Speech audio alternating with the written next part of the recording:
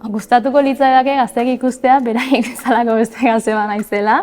Edonorek ilusioarekin, pasio batekin eta gogoa izan ezkero, ez duzula izan behar gai batean espertoena, benetan aurrera emateko. Azkenean, ideia horiek errealitate bihurtzeko pauso horrek, bide horrek, asko irakasten duela eta ausartu egin behar zerela, gauzak probatzera, saiatzera eta ezezkoak jasotzera ere bai.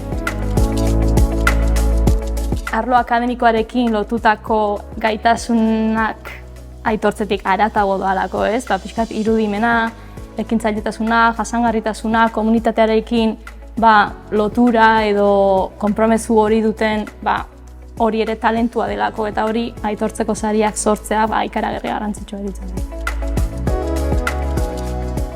Medikuntzako ikasketak egin nituen, espezializatu nintzen ingurumen epidemiologiako zientzietan esango nuke. Eta One Health kontzeptuan bereziki, One Health edo osasun bakarra.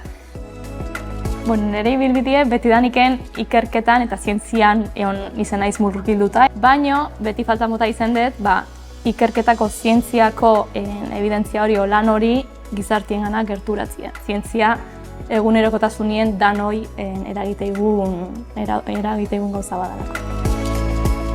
Emozioz betetako momentu bat izan zen, eta hori guztu alde batetiken, indako bide dana aitortza horreatiken, indako lan hori dana derrepente ate bat irikitzeizu eta mundura zabaltzeko aukera hori.